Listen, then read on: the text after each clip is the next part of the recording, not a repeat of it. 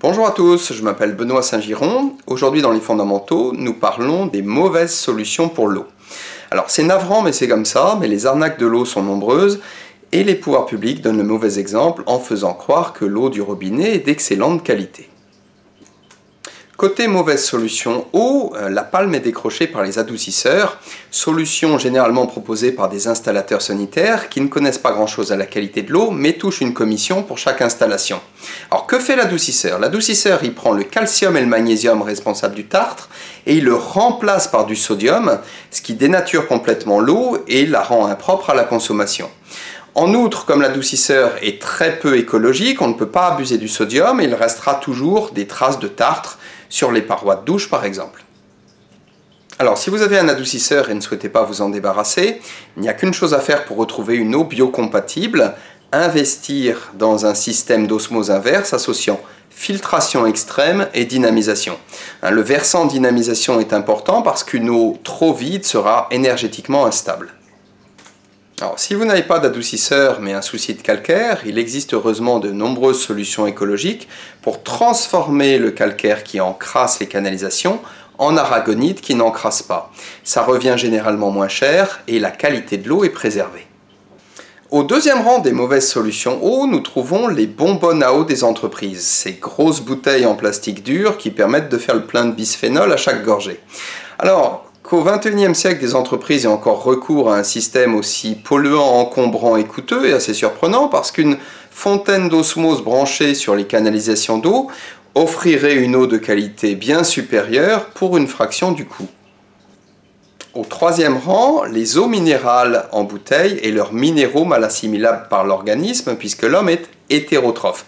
Alors on pense que ces eaux sont bonnes pour la santé parce que bénéfiques à la source, mais la vérité est qu'en bouteille, elles encrassent progressivement l'organisme et lui retirent de l'énergie.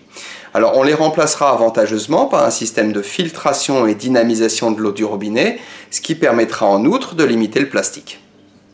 Alors dans la série Je raconte n'importe quoi parce que c'est bon pour mon business, figurent les eaux ionisées très alcalines d'une marque japonaise.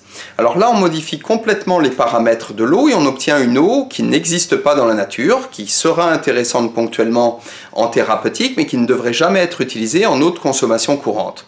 Le problème est que les vendeurs de ces systèmes sont très mal formés et vont avoir tendance à raconter n'importe quoi, comme par exemple que nous sommes tous en acidose et aurions besoin d'une eau très alcaline pour aller mieux.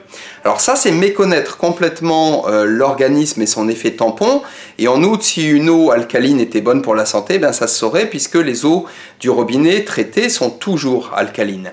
En vérité, une eau de santé devra être légèrement acide, c'est-à-dire riche en électrons, voir ma vidéo sur la qualité de l'eau. Dans cette catégorie des vendeurs mal formés et payés à la commission, figurent tous les revendeurs de solutions uniques qui vont forcément considérer leurs produits comme étant le meilleur au monde et auront tendance à exagérer la qualité de leur eau. Côté filtration, l'argument qui revient le plus souvent est que l'eau obtenue sera pure, alors qu'il ne s'agit parfois que d'une solution à base de charbon actif. Globalement et sauf distillation, parler d'eau pure est une absurdité. D'ailleurs, il vaudrait mieux qu'elle ne le soit pas puisqu'une eau trop vide aurait tendance à pomper les minéraux du corps. Il vaudrait donc mieux s'orienter sur des solutions qui promettent une eau propre et qui expliquent précisément comment ils l'obtiennent. Côté dynamisation, on aura tendance à présenter des photos de cristaux d'eau de Masaru Emoto, oubliant que le japonais était moins scientifique qu'artiste et qu'il n'obtenait pas systématiquement des résultats. Alors toutes les solutions de dynamisation ne se valent pas, et ce n'est pas en créant n'importe quel vortex ou en plaçant n'importe quel symbole qu'on dynamisera correctement son eau.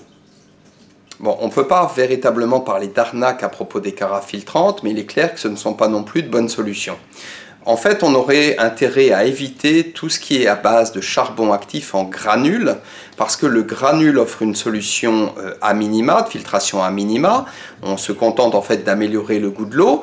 Il y a un risque de relargage des polluants, et puis dans le cas des carafes filtrantes stockées à température ambiante, de prolifération microbienne.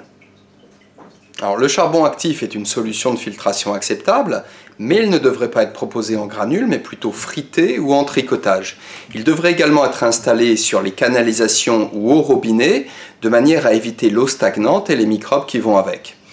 Le meilleur système de filtration reste osmose inverse et dynamisation, mais ça on ne pourra pas l'installer sur les canalisations parce qu'il y a une perte de pression importante ainsi qu'un gaspillage d'eau.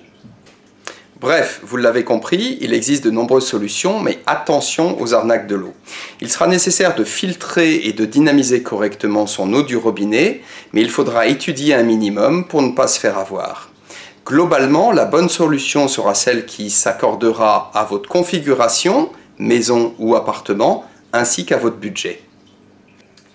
Voilà, c'est tout pour aujourd'hui. Merci de m'avoir écouté, merci de diffuser l'information et à bientôt pour de nouvelles aventures fondamentales.